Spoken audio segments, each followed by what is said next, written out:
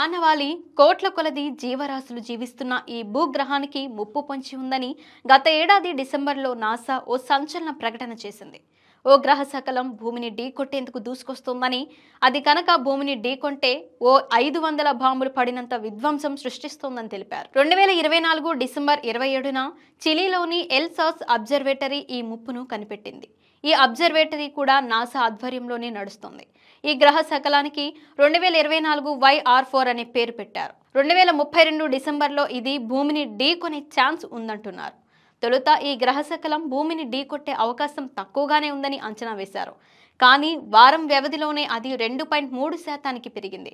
ఇక ఇప్పుడు తాజా నివేదికల ప్రకారం ఈ YR4 గ్రహ శకలం భూమిని ఢీకొట్టే అవకాశం 3.1%గా ఉందని నాసా తెలిపింది. అంటే క్రమక్రమంగా భూమికి ముప్పు వచ్చే ఛాన్స్ పెరుగుతుందని అర్థం.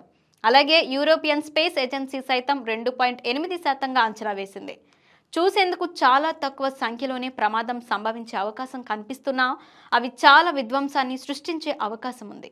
వచ్చే నెల అంటే మార్చిలో అత్యంత శక్తివంతమైన జేమ్స్ వెబ్ స్పేస్ టెలిస్కోప్ ద్వారా నాసా శాస్త్రవేత్తలు ఆ గ్రహ శకలాన్ని పరిశీలించనున్నారు. ఈ పరిశీలనతో గ్రహ శకలం పరిమాణం, దాని వేగంపై మరింత ఖచ్చితమైన సమాచారం లభించనుంది. ఒకవేళ 2024 YR4 భూమిని ఢీకొంటే ఫలితాలు విపత్కరంగా ఉంటాయి. గంటకు 40 మైళ్ల వేగంతో కదులుతూ ఆ గ్రహ శకలం 8 మెగాటన్ల TNT పేలుడు శక్తిని ఉత్పత్తి చేయగలదు.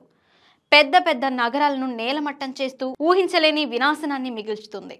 ఇది భూగ్రహం మొత్తాన్ని అంతం చేయలేదు, కానీ పలు దేశాలపై తీవ్ర ప్రభావం చూపుతుందని శాస్త్రవేత్తలు అంటున్నారు. ప్రస్తుతం అది తిరుగుతున్న కక్ష ఆధారంగా అది భూమిని ఏ వైపు ఢీకొట్టిద్ది, ఏ దేశాల ముప్పుకు గురయ్యే ప్రమాదం ఉంది, అందులోనూ మరీ ముఖ్యంగా ఏ నగరాలకు ప్రమాదం పొంచి ఉందనే విషయాన్ని కూడా సైంటిస్టులు వెల్లడించారు. తూర్పు పసిఫిక్, ఉత్తర దక్షిణ అమెరికా, అట్లాంటిక్ మహాసముద్రం, ఆఫ్రికాలోని కొన్ని ప్రాంతాలు, అరేబియా సముద్రం, దక్షిణ ఆసియాపై ప్రభావం పడుతుంది. దక్షిణ ఆసియాలో ఉన్న ఇండియాపై కూడా గ్రహశకల ప్రభావం పడనుంది. ఇండియాలోని ముంబై, కోల్కతా నగరాలతో పాటు బంగ్లాదేశ్లోని ఢాకాపై గ్రహశకలం సృష్టించే విధ్వంసం ప్రభావం చూపనుంది.